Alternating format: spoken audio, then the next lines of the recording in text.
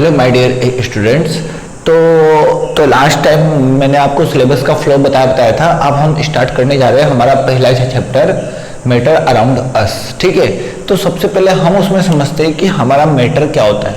Matter क्या होता है उसको समझ लेते हैं। सबसे पहले मैटर क्या होगा, मैटर की डेफिनेशन क्या होगी, मैटर एग्जैक्टली होता क्या है। ठीक है ना बच्चों, उसको समझते हैं।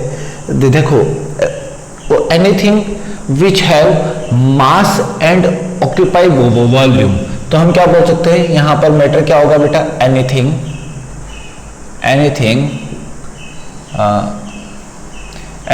विच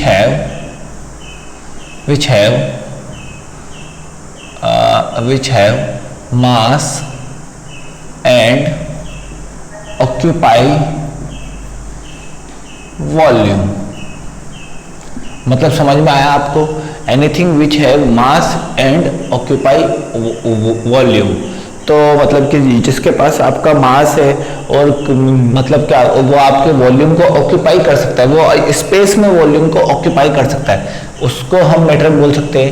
या फिर मैटर के दूसरी डेफिनेशन से हम चलते हैं कि यहाँ पर हम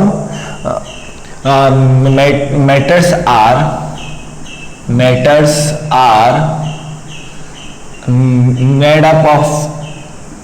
up of some small particles। तो मैटर्स आपके क्या होते हैं बेटा, छोटे छोटे पार्टिकल से बने होते हैं, छोटे छोटे टाइनी पार्टिकल से आपके बने होते हैं, छोटे छोटे टाइनी पार्टिकल से आपके बने होते हैं मैटर्स। वो है आपका matters are made up of some small particle. और तीसरा पॉइंट, we can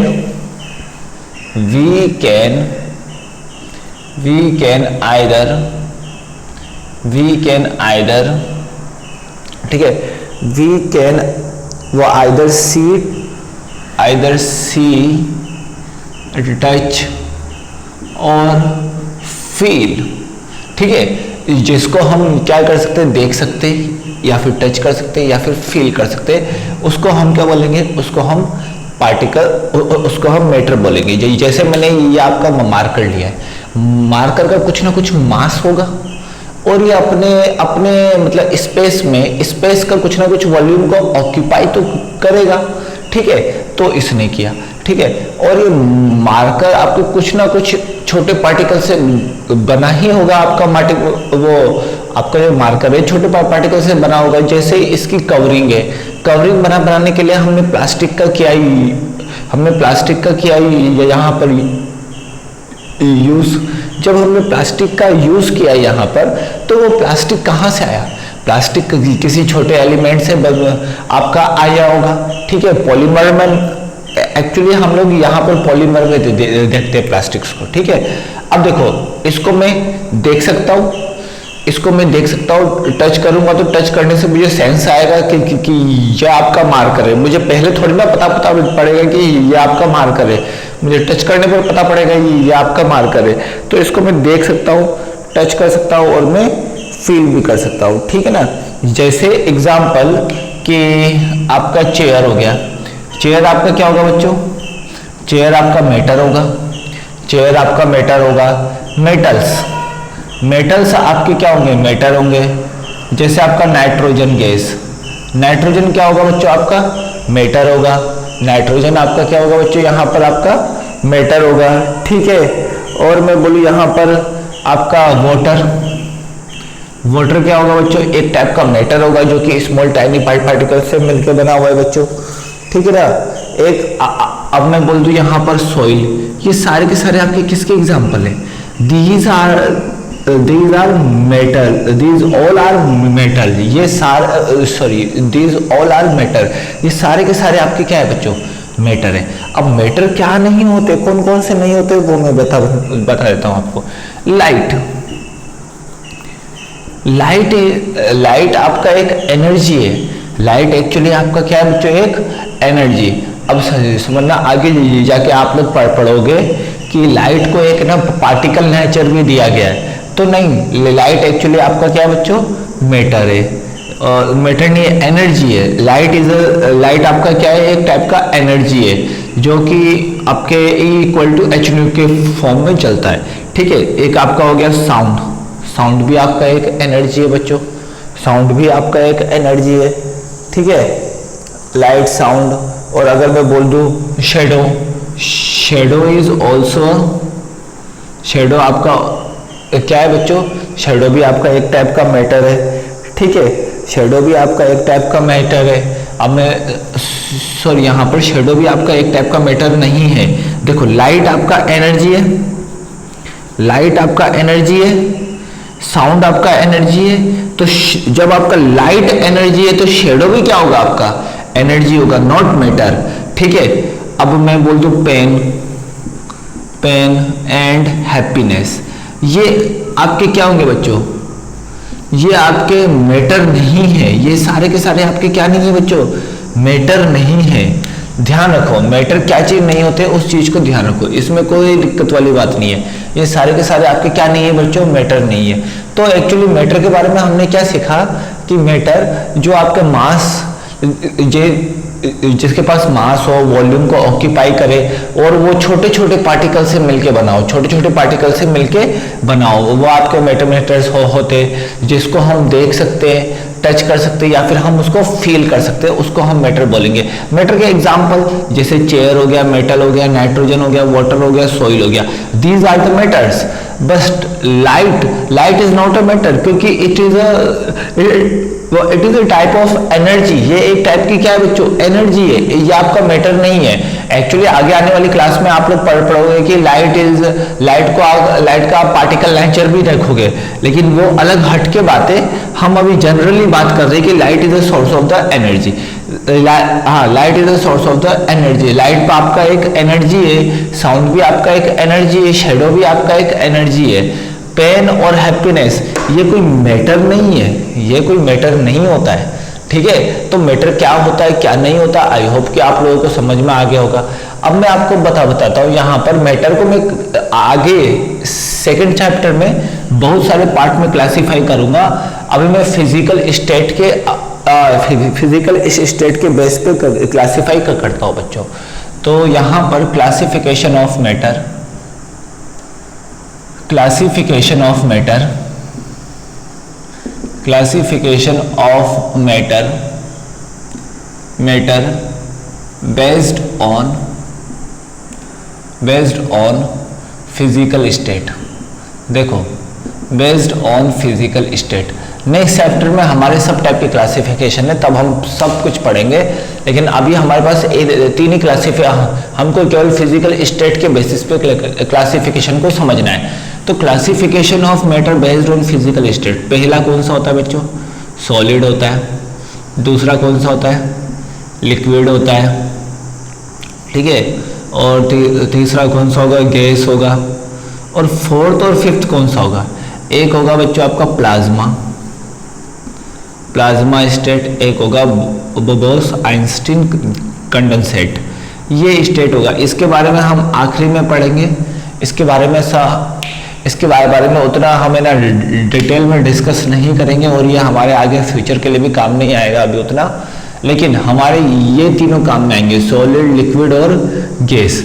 तो सॉलिड, लिक्विड, गैस को हम अच्छे से एक्सप्लेन करते हैं, देखते हैं सॉलिड, लिक्विड, गैस आपका होता क्या है बच्चों, ठीक है। तो सबसे पहले मैं आपकी बात करूंगा यहाँ पर सॉलिड के बारे में। तो सॉलिड क्या होगा और लिक्विड क्या होगा और गैस क्या होगा, उसको हम समझते हैं। देखते बच्चों यहाँ पर सबसे पहले सॉलिड, लिक्विड और ये गैस, ठीक है, सॉलिड, लिक्विड और ये गैस। अब देखो समझना बच्चों, यहाँ पर एक एक करके मैं आपको तरीके से बताता हूँ, ठीक है। सबसे पहले सॉलिड क्या होगा बच्चों, सॉलिड क्या होगा, ठीक है, सॉलिड वो होगा जिसमें इंटरमोलिकुलर पार्टिकल्स, जिसमें पार्टिकल्स आपके क्या होंगे बच्चों, क्लोजली पैक्ड होंगे, मतलब यहाँ यहाँ यहाँ, मतलब पास पास होंगे, मतलब पार्टिकल्स आपके क्या होंगे बच्चों, क्लोजली पैक्ड होंगे। देखिए यहाँ पर, देखिए यहाँ पर आपके पार्टिकल्स को मैं क्लोजली पैक्ड कर देता हूँ ताकि आपको समझ में आ जाए। देखिए यहाँ पर क्या है बच्चों, इन सॉलिड हम क्या बोल सकते हैं, in solids particles are closely packed. Particle को क्या किया बच्चों, यहां पर हमने क्लोजली पैक्ड किया है। अब लिक्विड में क्या होता है बच्चों, लिक्विड में थोड़ा सा आपका डेंसिटी कम होगी। लिक्विड में आपका पार्टिकल्स आपके क्या होंगे, दूर दूर होंगे, ठीक है ना। तो यहां पर बोल सकते हैं in liquid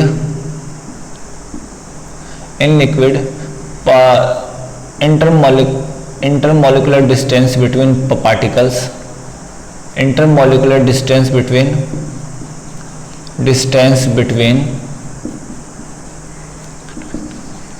particles is higher than solid, मतलब सॉलिड से ज्यादा होगा। मतलब इसको हम क्या बोलेंगे, इंटरमोलिकुलर डिस्टेंस। इसको हम क्या बोलेंगे बच्चों, इन दोनों दो पार्टिकल के बीच का डिस्टेंस जो होगा उसको हम क्या बोलेंगे, इंटरमोलिकुलर डिस्टेंस। तो यहाँ पर इंटरमोलिकुलर डिस्टेंस क्या होगा, इसके लिए भी बोल सकते हैं इंटरमोलिकुलर डिस्टेंस। यहाँ पर क्या होगा, intermolecular distance will be intermolecular distance between particles is low. यहाँ पर इंटरमोलिकुलर डिस्टेंस क्या होगा, पार्टिकल के बीच काफी कम होगा, यहाँ पर ज्यादा होगा। और इसमें क्या होगा बच्चों, इसमें देखिए गैस स्टेट में क्या होगा, गैस स्टेट में क्या होगा, देखिए दूर दूर है पार्टिकल्स आपकी क्या है बच्चों, दूर दूर है। तो क्या लिखेंगे, इन gas intermolecular distance between particles is so high, मतलब सबसे ज्यादा इसके अंदर होगा, ये तो था पहला सबसे इंपॉर्टेंट, मतलब आपका यहां पर इंपॉर्टेंट डिफरेंस। अब समझना कि एक्चुअली में होता क्या है, समझना है अब यहाँ पर। अब देखो यहाँ पर डिस्टेंस क्या है बच्चों, यहाँ पर डिस्टेंस बहुत ही कम है। डिस्टेंस कम है तो पार्टिकल क्या है बच्चों, क्लोजली पैक्ड है। डिस्टेंस कम है, पार्टिकल क्लोजली पैक्ड है। डिस्टेंस कम है तो पार्टिकल आपके कैसे पैक्ड है बच्चों, क्लोजली पैक्ड है। यहाँ पर डिस्टेंस ज्यादा है तो पार्टिकल आपके उतने क्लोजली पैक्ड नहीं है। यहाँ पर डिस्टेंस बहुत ज्यादा तो पार्टिकल उतने ज्यादा क्लोजली पैक्ड नहीं है। अब अगर यहाँ पर डिस्टेंस कम है तो यहाँ पर इंटरनल पार्टिकल को मूवमेंट करने की जगह मिलेगी, नहीं मिलेगी, ऑब्वियसली नहीं मिलेगी जगह, स्पेस। अगर यहाँ पर स्पेस ऑक्यूपेशन के मामले में सॉलिड का स्पेस ऑक्यूपेशन सबसे ज्यादा होता है। तो मैं आपको बताता हूँ, यहाँ पर पार्टिकल से इतने क्लोजली पैक्ड है कि उसको फ्री स्पेस मिलेगा ही नहीं कि अपने आप को मूवमेंट करे। यहाँ के पार्टिकल को अपने आप को मूवमेंट करने के लिए फ्री स्पेस नहीं मिलेगा।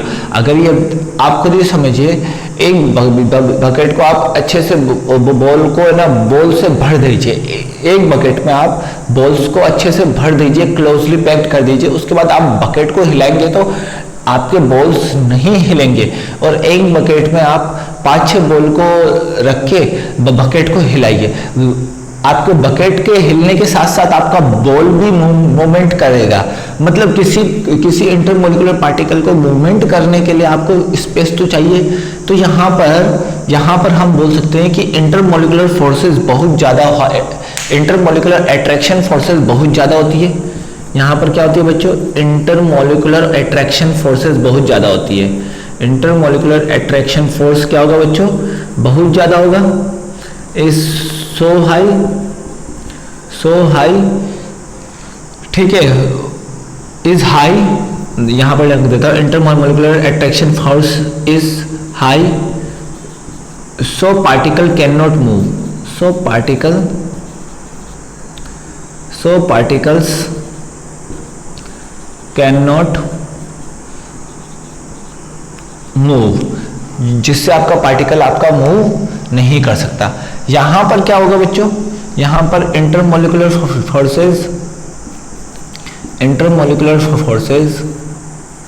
इंटरमोलिकुलर फोर्स आपका क्या होगा, attraction force, sorry intermolecular attraction force solid से तो ज़्यादा, सॉलिड से तो कम होगा लेकिन आपका गैस से ज़्यादा होगा।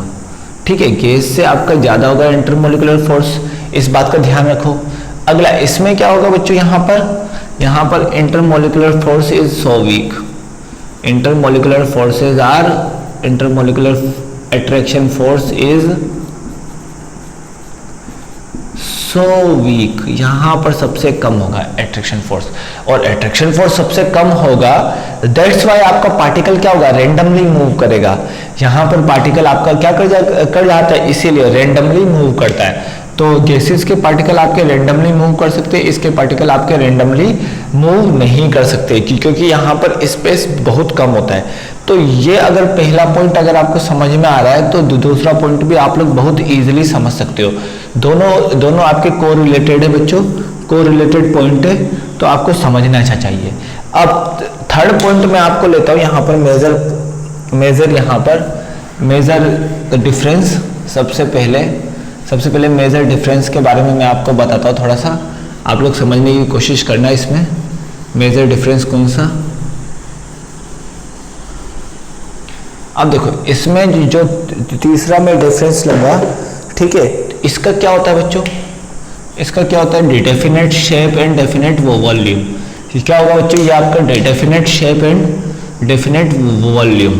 तो यहाँ पर हम ये वाला चैप्टर तो क्लास 11th में हम पूरे चैप्टर में यही पढ़ेंगे, गैसेस। क्लास 11th में हम पूरे चैप्टर में गैस के बारे में पढ़ने वाले हैं, ठीक है ना। अब देख लेते हैं थर्ड पॉइंट हम, इसका क्या होता है, definite shape and definite volume. जैसे सॉलिड का अगर मैंने सॉलिड का कुछ ना कुछ आपका डेफिनेट शेप रहेगा, चाहे मैं उसको रोटेट कर दूं, चाहे मैं उसको कुछ कर दूं, तो इसका क्या होगा बच्चों, डेफिनेट शेप होगा। शेप इसका फिक्स होता है, डेफिनेट शेप एंड वॉल्यूम भी इसका डेफिनेट होगा, ठीक है। लेकिन अगर in the case of liquid में बात करूं तो लिक्विड में डेफिनेट शेप तो रहेगा, लेकिन क्या वॉल्यूम आपका डेफिनेट रहेगा, यहाँ पर वॉल्यूम आपका डेफिनेट रहेगा या फिर आपका शेप डेफिनेट रहेगा, समझिए। तो लिक्विड में अगर मैंने समझना, अब 1 ml वाटर बॉटल से वाटर को निकाल के मैंने अगर बकेट में रख दिया तो वो क्या करेगा, बकेट का शेप ले लेगा, वो वाटर बॉटल का तो शेप उससे हट गया। तो शेप क्या होता है, यहाँ पर शेप आपका फिक्स नहीं होता, नॉट डेफिनेट शेप, यहाँ पर आपका डेफिनेट शेप नहीं होता है। लेकिन हाँ, अब देखो 1 लीटर की बात की थी, वो बोतल में भी 1 लीटर है वॉल्यूम, और बकेट में भी जाएगा तो वाटर कितना होगा, 1 ही लीटर होगा ना। तो वॉल्यूम क्या होता है बच्चों, इसका डेफिनेट। यहाँ पर वॉल्यूम क्या होता है बच्चों, इसका डेफिनेट वॉल्यूम होता है, वॉल्यूम इसका डेफिनेट होगा आपका। यहाँ तक आई होप कि आपको समझ में आ गया होगा कि यहाँ पर डेफिनेट शेप नहीं होता, क्या होता है, डेफिनेट वॉल्यूम होता है। और अगर मैं बात करूँ गैस के केस में, यहाँ पर गैस के केस में, तो गैस के केस में क्या होगा बच्चों, यहाँ पर गैस के केस में हम बोल सकते हैं no fixed volume no fixed shape, ठीक है। मतलब अगर मैं बात करूँ यहाँ पर सिंपली, अगर मैं एक है ना वाटर बॉटल को ओपन करके बात करूँ, और ओपन किया तो उस पर आपके क्या आ गए, सारे के सारे उसमें हाँ, एक है ना वाटर बॉटल को ओपन करके मैं रख दूँ तो उसमें क्या बोल दूंगा, 1 लीटर एयर है, ठीक है। अगर मैं वाटर बॉटल की जगह कोई बकेट लूं तो उसमें बोल दूंगा उतने वॉल्यूम है। तो इसमें हम ना तो यहाँ पर तो हम वॉल्यूम को फिक्स कर नहीं सकते, वॉल्यूम को हम इसमें फिक्स देख ही नहीं सकते। चलो ठीक है, अब शेप की बात करते हैं तो इसका शेप भी आपका क्या नहीं होता बच्चों, डिफाइन नहीं होता है। तो गैस के दोनों चीज आपके डिफाइन नहीं होते, नॉट डेफिनेट शेप, आपके डेफिनेट शेप भी नहीं होता, और नॉट डेफिनेट वॉल्यूम, तो इसका डेफिनेट वॉल्यूम भी नहीं होता। मतलब वॉल्यूम आपका कोई से भी, मतलब कोई सा भी एक ना वाटर बॉटल खाली होगा तो उसको मैं बोल दूंगा उसके अंदर एयर है, ठीक है। कोई भी अगर कोई भी आपके स्पेस वाला होगा उसमें बोल दूंगा उसके अंदर एयर है, तो उसका कोई डेफिनेट शेप नहीं होता, ना ही डेफिनेट वॉल्यूम होता है। अरे सिंपल सी बात है, एक बोतल को मैंने अगर है ना वो ना हाफ मैंने भर दिया है, तो मैं क्या बोलूंगा उसको, उसमें आधा मतलब वाटर है और आधा एयर है। मतलब स्पेस जहां खाली है वहां एयर है, जहां खाली स्पेस होगा वहां पर आप लोग क्या मान लोगे, एयर मान लोगे, और एयर मतलब गैस मान लोगे। तो सिंपल सी बात है, जहां खाली होता है स्पेस वहां हम क्या मान लेते हैं बच्चों, एयर मान लेते हैं। ठीक है, अब हम देख लेते हैं बच्चों यहाँ पर अब हम देख लेते हैं नेक्स्ट स्टेट हमारा plasma state. Next state plasma state. अब देखो प्लाज्मा स्टेट क्या होता है बच्चों, हमारे कई एनसीईआरटी के ब्रैकेट में लिखा हुआ है प्लाज्मा स्टेट के बारे में। अब देखो प्लाज्मा स्टेट को हम क्या बोलेंगे बेटा, यहां पर this state consist super energetic particles. मतलब this state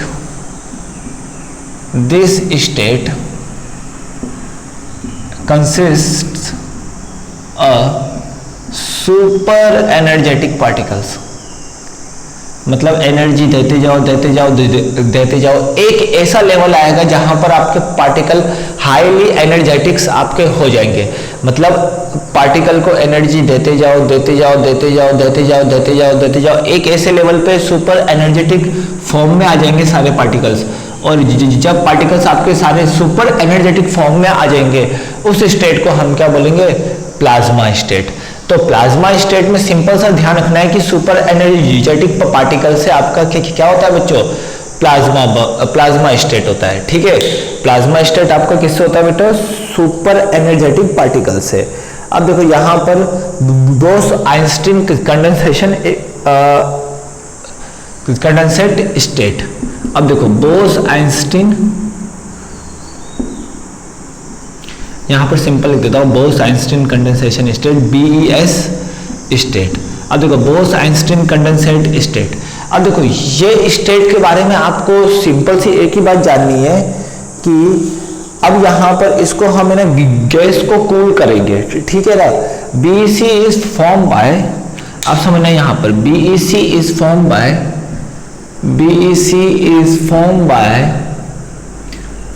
by cooling of gas. मतलब सबसे पहले हमको क्या करना पड़ेगा, हमको गैस को यहां पर कूल करना पड़ेगा। ठीक है ना। अब देखो 8 एक्सट्रीमली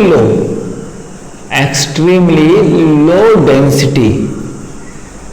डेंसिटी, मतलब अगर मैं बोलना चाहूँ 1/100 टाइम्स, और अगर मैं बोलना चाहूँ 1/1000 टाइम्स, 1/1000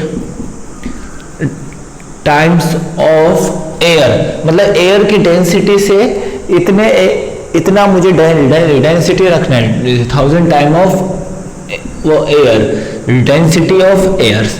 मतलब बोस कंडेंसेशन स्टेट में क्या करेंगे, सबसे पहले गैस को कूल करेंगे कब, जो आपके एक्सट्रीमली लो डेंसिटी, मतलब पार्टिकल्स को क्या रखेंगे, काफी दूर रखेंगे। अब सिंपल सी बात है, पार्टिकल को जितना दूर रखेंगे उस पर्टिकुलर सब्सटेंस की आपकी डेंसिटी क्या हो जाएगी बेटा, बहुत ही ज्यादा कम।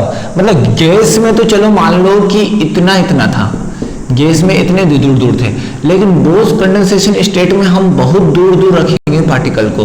मतलब डेंसिटी क्या कर दिया बच्चों, हमने काफी कम कर दिया। एयर का भी 1/100 टाइम्स, और ना या फिर 1/1000 टाइम्स। तो हमको डेंसिटी को भी काफी कम रखना है। ठीक है, अब देखो यहां पर form by cooling of gas at extremely low condition. ठीक है, एट वेरी लो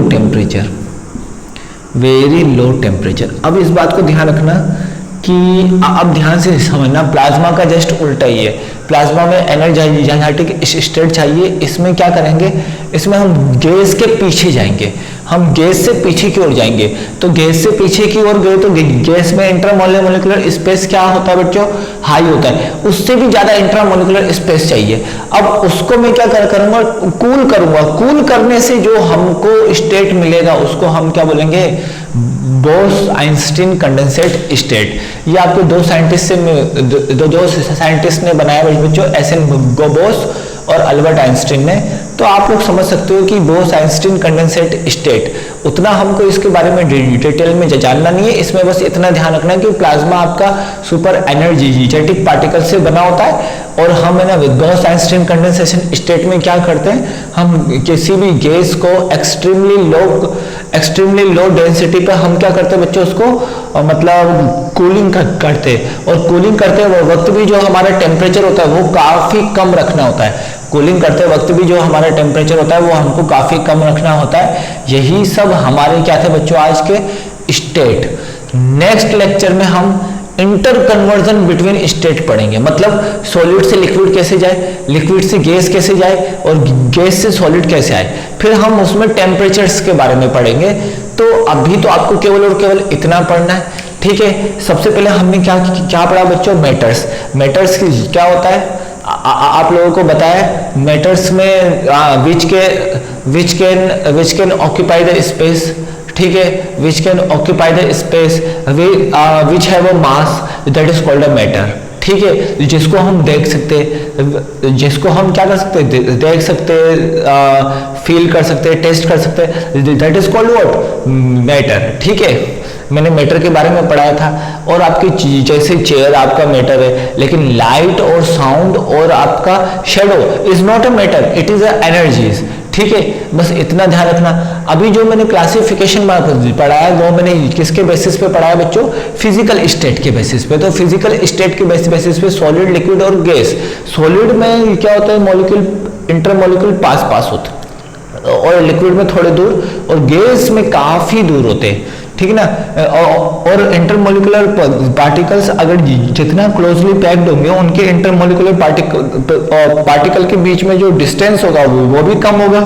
अगर इंटरमोलिकुलर पार्टिकल के बीच में डिस्टेंस कम हुआ तो हम ऐसा बोल सकते हैं कि उनमें इंटरमोलिकुलर अट्रैक्शन फोर्स हाई होगा। इंटरमोलिकुलर अट्रैक्शन फोर्स हाई होगा, इस वजह से जो पार्टिकल है वो आपको मूव नहीं कर पाएंगे। मैंने एक एग्जांपल बताया था बकेट और बॉल वाला। उसमें अगर आप क्लोजली बॉल को अच्छे से फिट कर दो, कोई भी बॉल आपका हिल नहीं पाए, फिर आप ना बकेट को मूव करोगे तो बकेट ही आपका हिलेगा, बॉल्स आपके इंटरमोलिकुलर पार्टिकल्स आपके नहीं हिलने वाले। तो वही कुछ कंडीशन होती है, ठीक है। अब जस्ट इसका वाइस वर्सा करोगे तो आप किस पे आ जाओगे बच्चों, गैस पे आ जाओगे, ठीक है। तो आई होप कि आपको आज का लेक्चर समझ में आया होगा। So thanks for watching this.